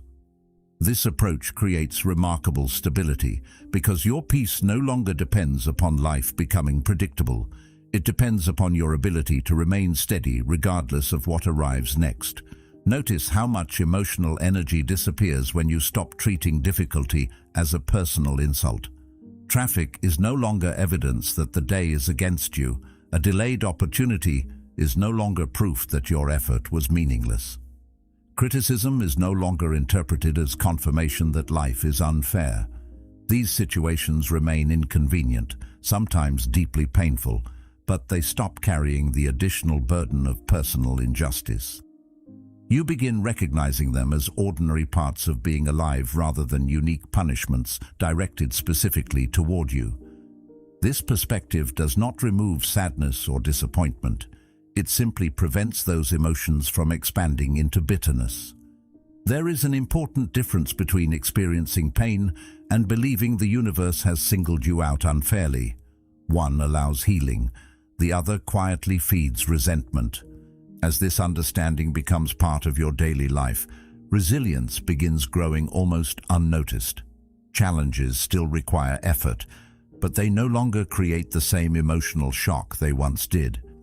You expected life to contain moments like these, so your attention naturally shifts toward responding wisely instead of asking why they exist. This preparedness creates calm because surprise loses much of its influence. The unexpected still happens, but it no longer destroys your sense of stability. You stop waiting for a future where every problem disappears and begin developing the ability to remain grounded within the life you already have. That subtle change marks a profound form of maturity because it frees you from endlessly negotiating with reality. Over time, fairness itself begins taking on a different meaning. Instead of expecting life to distribute rewards exactly as you believe it should, you become committed to living fairly regardless of how others behave. You choose patience because impatience weakens your own character. You choose honesty because dishonesty would separate you from your principles. You choose integrity because it allows you to respect yourself even when recognition never comes. This way of living cannot prevent disappointment, but it protects something far more valuable than favorable circumstances. It protects the quiet confidence that comes from knowing your character is no longer built upon the changing behavior of the world. Once you understand that, life's inevitable difficulties stop feeling like signs that something has gone wrong. They become part of the landscape through which a steady mind continues moving forward with clarity, dignity, and purpose. Naturally, this leads to another realization that quietly changes the way you see yourself. People often think of emotional reactions as fixed parts of their personality. They say they have always been impatient, always been anxious, always been quick to anger, as though these qualities arrived at birth and can never be altered. But the mind does not work that way. It is constantly learning from repetition. Every response becomes a lesson the brain remembers. Every reaction leaves behind a pathway that becomes slightly easier to follow the next time a similar situation appears. This is why certain emotional patterns feel automatic after enough years. They have been practiced so often that they no longer seem like choices. A careless comment immediately produces defensiveness. An unexpected inconvenience instantly creates frustration. Criticism is followed by self-doubt before conscious thought even has a chance to appear. None of this happens because you were destined to respond this way forever. It happens because the mind has become remarkably efficient at repeating what it has rehearsed countless times before. The encouraging part of this realization is that anything strengthened through repetition can gradually be reshaped through different repetition. Change does not begin with dramatic breakthroughs. It begins with ordinary moments that most people overlook. Think about any skill that eventually became second nature. Reading once required complete concentration. Walking demanded constant balance. Even speaking your first language involved years of mistakes before words flowed effortlessly. Emotional habits develop according to the same principle. The first time someone learns to respond with anger, the experience may feel unfamiliar. After repeating that response dozens or hundreds of times, anger begins arriving almost automatically whenever similar circumstances appear. The same process happens with resentment, worry, defensiveness, and fear. These responses become familiar because they have been practiced, not because they define who you are. Unfortunately, Familiarity often disguises itself as identity. People begin saying, "That is just the way I am," when a more accurate description would be, "That is the emotional pattern I have practiced the most." The difference between those two statements is enormous. One suggests permanence, the other leaves room for growth.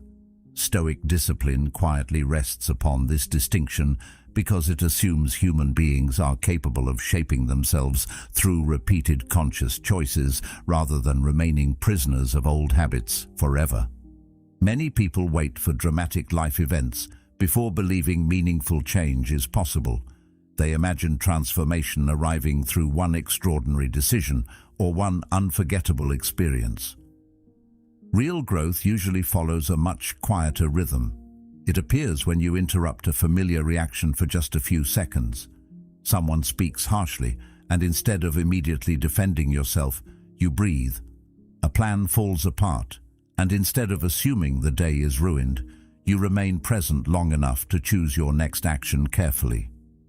Another misunderstanding occurs, but this time you refuse to spend the evening replaying it endlessly in your mind. These moments seem almost insignificant while they are happening. No one applauds them. No dramatic emotion announces their importance, yet they slowly change the architecture of your inner life because each one teaches your mind that another response is possible. Gradually, the unfamiliar becomes familiar. Calmness, once difficult, begins arriving with less effort. Patience, once rare, starts appearing more naturally. The mind slowly adapts to the habits you consistently reinforce. This process also explains why setbacks should never be mistaken for failure. Old habits rarely disappear simply because you understand them intellectually. There will be days when irritation returns unexpectedly, when anxiety speaks louder than wisdom, or when an old emotional pattern briefly takes control before you notice what is happening. Many people become discouraged during these moments because they believe progress should follow a straight line. They forget that every meaningful discipline develops through repetition rather than perfection. Missing one opportunity to respond wisely does not erase the dozens of previous moments when you succeeded. What matters most is returning to awareness without allowing disappointment to become another automatic habit. Ironically, becoming frustrated with your own progress often strengthens the very emotional patterns you are trying to weaken. Patience must eventually include patience with yourself as well. Over time, you begin noticing a subtle but powerful space appearing between what you feel and what you do. That space is where freedom quietly lives. Before, emotion and action seemed inseparable. Anger appeared, and words immediately followed. Fear appeared, and avoidance quickly replaced courage. Criticism appeared, and self-doubt instantly filled your thoughts. As awareness grows stronger, that automatic sequence begins slowing down. The emotion still arrives because emotions are natural. The important difference is that they no longer dictate your behavior before wisdom has a chance to participate. As Epictetus said, "No man is free who is not master of himself." You become capable of witnessing frustration without becoming controlled by it. You experience disappointment without allowing it to define the rest of your day. The feeling remains real, but your relationship with it changes completely. Instead of being carried wherever emotion leads, you begin walking beside it until it gradually loses its urgency. People sometimes admire emotionally resilient individuals as though they possess a rare gift unavailable to everyone else. They assume these people simply feel less, worry less, or naturally remain calm in situations that overwhelm others. More often, the truth is much simpler. Resilient people have spent years practicing responses that others have never consistently trained. They have repeatedly chosen reflection instead of impulse, perspective instead of panic, and patience instead of immediate reaction. Their steadiness appears effortless only because the discipline behind it has become invisible. Just as a musician eventually plays without thinking about every note, emotional discipline eventually becomes part of daily life through quiet repetition. The skill no longer demands constant effort because it has become deeply familiar. Eventually you realize that lasting change was never waiting for a perfect moment or a completely different personality. It was waiting inside the countless ordinary decisions most people overlook. Every difficult conversation, every disappointment, every unexpected challenge quietly asks the same question without using words. Which habit will you strengthen today? The answer is never determined by what happened to you. It is determined by what you repeatedly choose to practice afterward. That is why genuine resilience cannot be borrowed, purchased, or inherited. It is built one response at a time until the person who once reacted without thinking gradually becomes the person who thinks before reacting. In that quiet transformation, emotional strength stops feeling like something distant and becomes something you patiently create through the way you meet each ordinary day. As your discipline becomes stronger, another idea begins changing almost without your noticing. The word detachment no longer sounds cold or distant. For many people, it brings to mind someone who has stopped caring, withdrawn from relationships, or built walls so high that nothing meaningful can reach them. It is often confused with emotional numbness, as though protecting your peace requires abandoning your ability to love, trust, or connect. That misunderstanding keeps many people trapped because they assume they must choose between caring deeply and remaining emotionally stable. They believe that if they open their heart, they must also accept constant anxiety, disappointment, and fear of loss. Stoic wisdom quietly offers another possibility. It suggests that the deepest form of freedom does not come from caring less. It comes from caring wisely. It teaches that your peace becomes strongest not when you withdraw from life, but when you stop demanding that life unfold exactly according to your preferences before allowing yourself to remain at peace. This distinction may seem small, yet it changes the entire way you experience success, relationships, ambition, and even love itself. Think about how often attachment quietly disguises itself as devotion. You tell yourself you simply care deeply about someone, yet beneath that care lives an overwhelming fear of losing them. You convince yourself you are passionate about your work, yet your emotional stability rises and falls with every outcome beyond your control. You pursue a goal with genuine dedication, but failure begins feeling like evidence that your life has lost its value. Gradually, what started as appreciation transforms into dependence. Instead of enjoying something, you begin needing it in order to feel complete. The object of your attention may be a relationship, a career, recognition, financial success, or even the opinion of someone you admire. Whatever it is, your inner world slowly becomes tied to circumstances that cannot be guaranteed. The more tightly you hold them, the more fear quietly enters your life. Fear of losing them, fear of disappointing others, fear that everything you have built might suddenly disappear. Ironically, the harder you cling, the less peaceful your experience becomes, even while possessing the very things you hoped would bring security. This is why detachment should never be confused with indifference. Indifference says nothing matters. Detachment says many things matter deeply, but they should never own your peace. There is an enormous difference between those two ideas.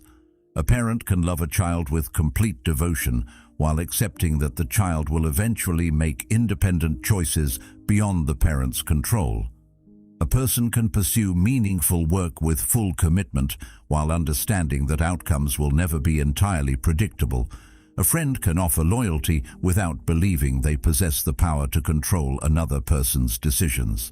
None of these examples reduce love, purpose, or commitment.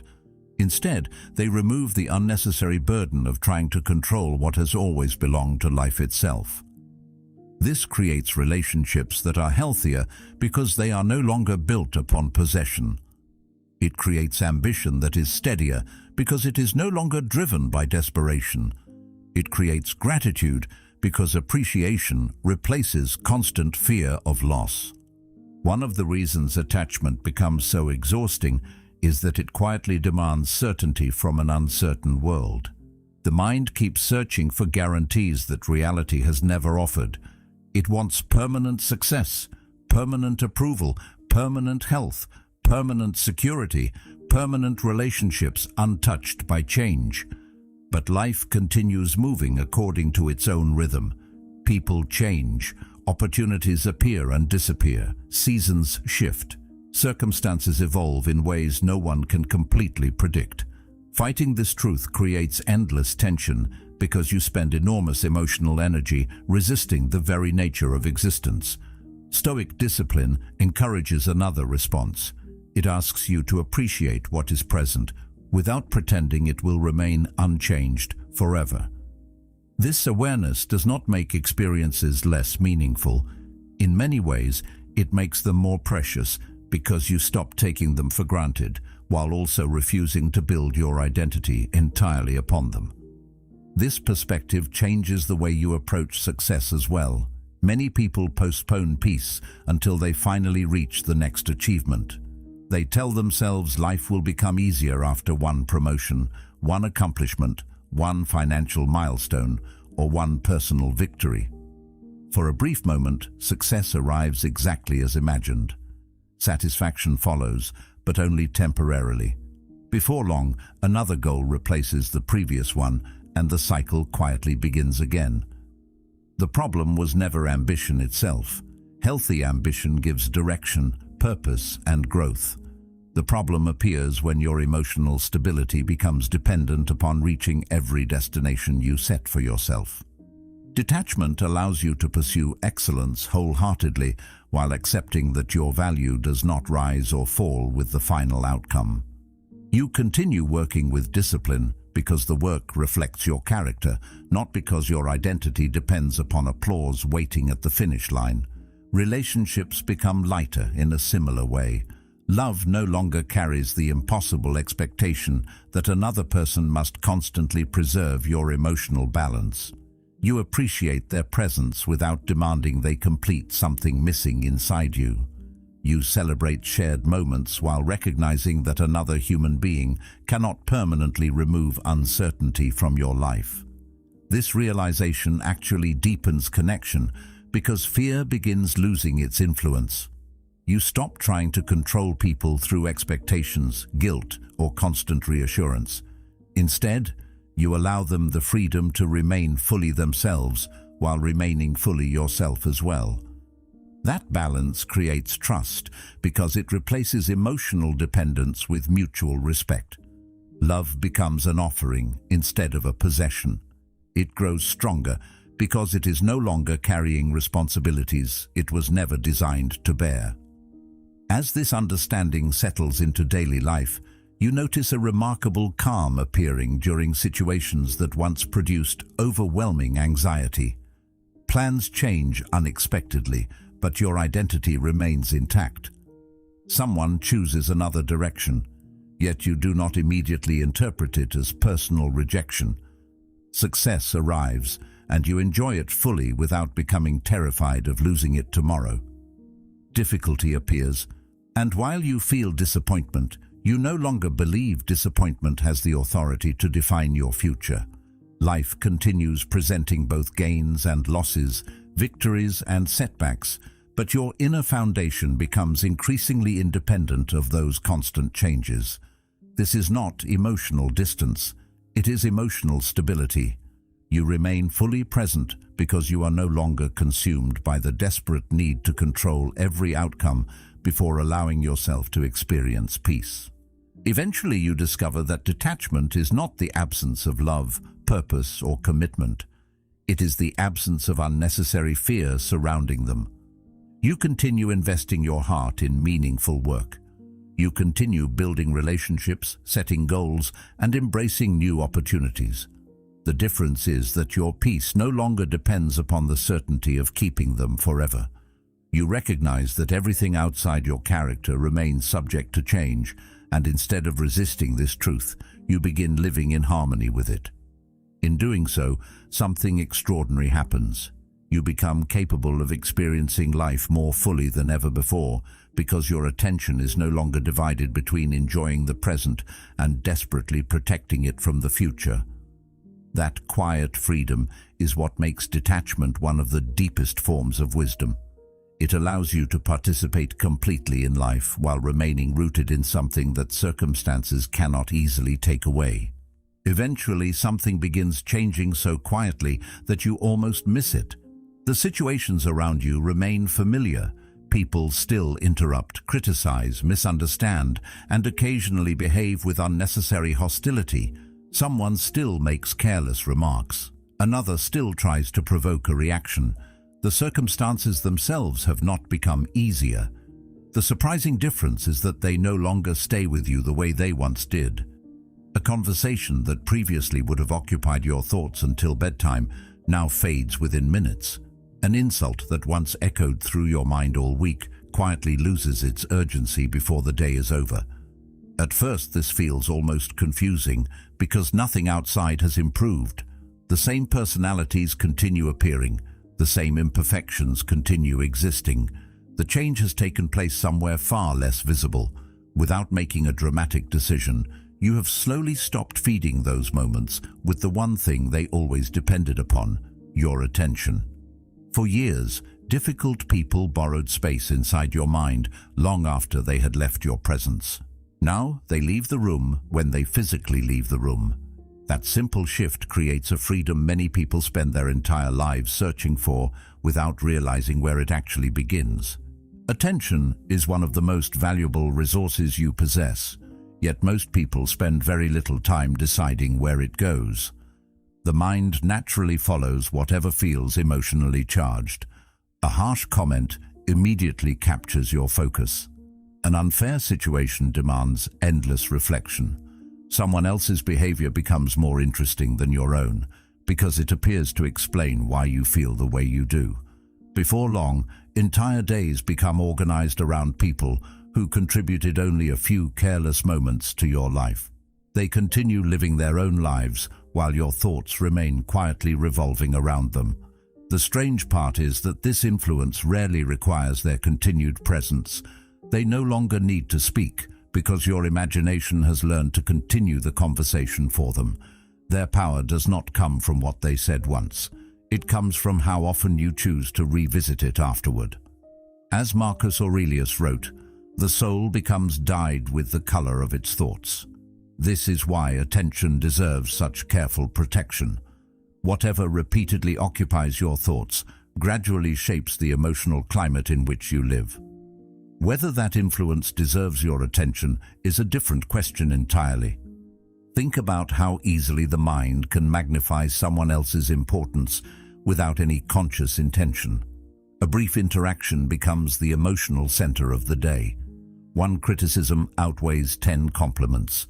A single unpleasant encounter quietly overshadows hours filled with ordinary moments of peace. This happens because attention naturally strengthens whatever it repeatedly returns to. The more often you revisit an experience, the more significant it begins to feel. Eventually, your emotional reality no longer reflects what actually happened. It reflects what you repeatedly chose to think about. The original event remains unchanged, but its influence grows through repetition. Many people assume difficult individuals possess extraordinary power over them, when in reality much of that power has been supplied by continuous attention. Without realizing it, they keep reopening emotional doors that reality had already closed. Once this pattern becomes visible, another possibility quietly appears.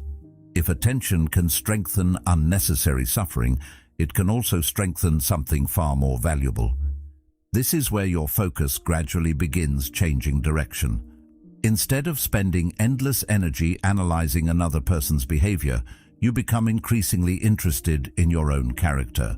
You stop asking why someone behaved unfairly and begin asking whether your response reflected the person you are trying to become. You spend less time examining motives you cannot confirm and more time examining habits you can actually improve. This shift feels almost invisible from one day to the next, yet over months and years it transforms your inner life. Your attention becomes invested in something capable of genuine growth instead of something permanently outside your influence. The actions of others continue changing according to circumstances you cannot predict. Your own character, however, develops through choices available every single day. By directing your focus there, you finally begin investing your emotional energy where it can produce lasting results. An unexpected benefit follows naturally. Other people's opinions slowly become less fascinating. This does not mean you stop listening or refuse honest feedback. It simply means your curiosity changes direction. Instead of wondering whether everyone approves of you, you become more interested in whether your actions remain consistent with your own values. Instead of measuring progress by how often criticism disappears, you begin measuring it by how rarely criticism controls your peace. This creates a remarkable sense of stability because your standards no longer change every time another person changes their mood. Public opinion remains unpredictable. Human emotions continue shifting from day to day. Praise arrives and eventually fades. Criticism appears and eventually disappears. Throughout all of these changes, your attention remains anchored somewhere far more reliable. You stop living according to emotional weather and begin living according to principles that remain steady regardless of external conditions. People around you may even notice this change before you fully recognize it yourself. Conversations that once pulled you into unnecessary conflict no longer succeed as easily. Someone attempts to provoke you, but your reaction is noticeably calmer. Another person offers criticism expecting defensiveness, yet they encounter thoughtful silence instead. None of this happens because you have become passive. It happens because your emotional habits have changed. The need to win every disagreement no longer competes so strongly for your attention. The desire to protect your image has gradually been replaced by the desire to protect your peace. Ironically, this often makes your presence more influential than before. Calmness carries a quiet authority because it refuses to be controlled by every passing emotion. People sense that they are interacting with someone whose stability does not depend upon constant approval or perfect circumstances. This growing reliability within yourself also changes the way you experience uncertainty. The future remains unpredictable, just as it always has. Relationships still evolve. Opportunities still appear unexpectedly or disappear without warning. Difficult days continue arriving without invitation. None of these realities vanish. The difference is that they no longer determine whether your inner world remains stable. You trust yourself more than you trust circumstances. You know that whatever happens, your response will be guided by principles you have practiced repeatedly rather than emotions that change from moment to moment. That quiet confidence cannot eliminate pain, disappointment, or loss, but it prevents those experiences from completely defining you. You begin relying less on life becoming easier and more on your own ability to meet life with clarity. Eventually, you realize that emotional freedom was never created by removing difficult people from your path. It emerged because you gradually stopped allowing them to become the center of your attention. They continue making choices according to their own understanding, but your life is no longer organized around reacting to those choices. Your attention now belongs to something far more meaningful. It belongs to the person you are becoming through daily practice, thoughtful reflection, and consistent discipline. The world around you remains wonderfully unpredictable, filled with both beauty and difficulty, kindness and misunderstanding. Yet beneath all of that constant movement, something inside becomes increasingly dependable.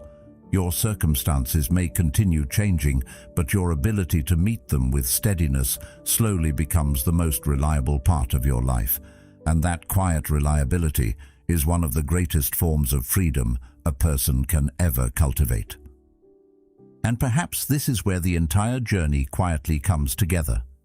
Many people begin searching for emotional strength because they want to stop being hurt.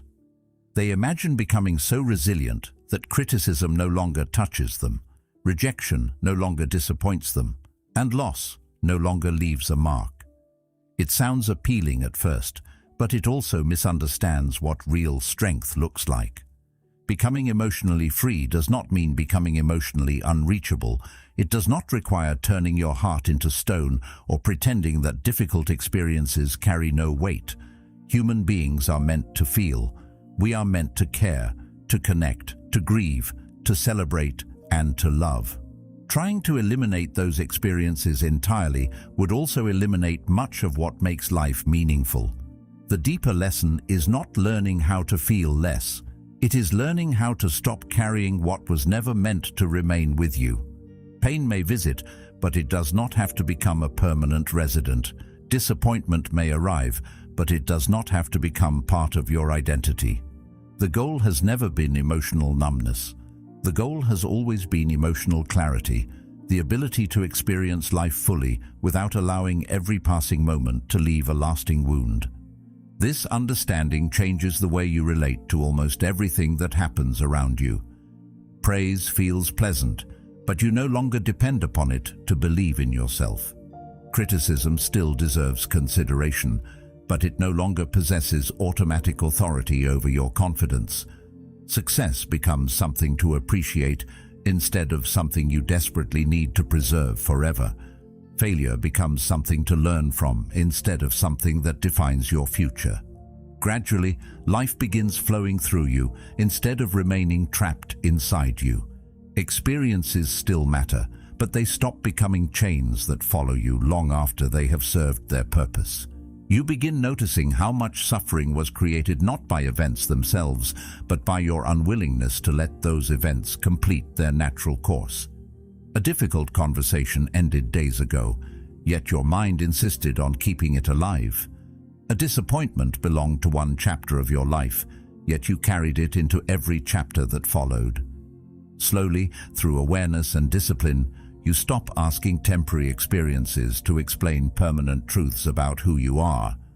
That quiet shift changes your entire relationship with the world because you are no longer building your identity from passing moments. Nature quietly reflects this lesson every single day. Storms arrive without remaining forever. Seasons change without asking permission. Trees lose their leaves, stand bare through winter, and grow again when the time is right. Nothing in nature tries to cling endlessly to one condition. Everything moves. Human life follows the same rhythm, although the mind often resists accepting it. We want joyful moments to remain forever. We want painful moments to disappear immediately. We fight change when it feels uncomfortable and fear it even when it brings necessary growth. Yet the very movement we resist is what makes renewal possible. A difficult season eventually ends. A joyful season eventually changes as well. Understanding this does not remove sadness when life becomes difficult, but it prevents sadness from convincing you that the present moment will define the rest of your existence. You stop confusing temporary conditions with permanent identity. You realize that emotional weather continues changing, but something beneath it can remain remarkably steady. That steadiness does not appear by accident. It is built quietly through the countless choices that no one else ever notices. It grows each time you pause before reacting. It becomes stronger each time you choose honesty over approval, patience over impulse, understanding over resentment, or peace over unnecessary conflict. These decisions rarely feel dramatic while they are happening. They are ordinary, sometimes almost invisible. As Aristotle observed, we are what we repeatedly do. Excellence, then, is not an act, but a habit. Yet over months and years they shape something far more important than a single conversation or one successful day. They shape your character. Character is different from reputation because reputation lives inside other people's opinions, while character lives inside your own actions. Reputation changes whenever someone forms a different conclusion about you. Character changes only when you repeatedly choose differently. One depends upon the world. The other depends upon you. That distinction becomes increasingly important because one of those foundations will always remain unstable while the other can become stronger regardless of circumstances. Many people spend years protecting the wrong foundation. They guard their image while neglecting their inner life. They carefully manage appearances while allowing fear, anger, insecurity, and resentment to quietly shape their decisions. Outwardly, everything may appear successful, but inwardly, they remain vulnerable because their stability depends upon conditions that constantly change. One criticism threatens confidence. One failure threatens identity. One misunderstanding threatens peace. Eventually, this becomes exhausting because the world offers endless opportunities for those fears to be awakened. The Stoic path gently reverses that entire process. Instead of protecting appearances first, it encourages protecting character. Instead of asking whether everyone approves of you, it asks whether your actions reflect the values you have chosen to live by. Instead of measuring your life through external victories alone, it measures your life through the consistency with which you remain faithful to your principles when those victories are uncertain. This quiet reversal changes everything because it places your greatest effort where lasting strength can actually be built. As this foundation becomes stronger, you begin noticing that your relationship with uncertainty also changes. The future remains unknown, but it no longer feels as threatening because your confidence no longer depends on predicting every outcome correctly. You trust your ability to meet whatever comes rather than demanding certainty before allowing yourself to feel calm. Difficult people may continue entering your life, but they no longer possess unlimited access to your inner world. Success may arrive, and you welcome it with gratitude instead of fearfully trying to hold it forever. Failure may appear, and while it still hurts, it no longer convinces you that your value has disappeared alongside the outcome. This is what genuine emotional freedom begins to feel like. It is not a life without change. It is a life built upon something deeper than change itself. Looking back, you may eventually realize that the greatest transformation was almost invisible while it was happening. No single morning arrived announcing that your mind had become stronger. No dramatic moment separated the old version of yourself from the new. One thoughtful response replaced one impulsive reaction. One quiet boundary protected one peaceful evening. One honest reflection prevented one unnecessary argument inside your own mind. Piece by piece, the person who once depended upon circumstances for stability gradually disappeared, replaced by someone whose peace came from a deeper source. The outside world never stopped changing. People continued misunderstanding, criticizing, praising, succeeding, failing, arriving, and leaving. But beneath all those changing seasons stood something that finally remained steady: you. Not the version shaped by fear or approval, but the version shaped by daily discipline, honest self-knowledge, and unwavering character. Once that foundation becomes the place where you build your life, the world loses its ability to constantly pull you away from yourself. And that may be the closest thing to lasting freedom a human being can ever experience. The world will continue testing your patience.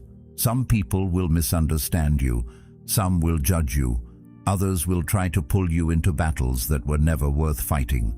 But none of them can truly disturb your peace unless you surrender it first.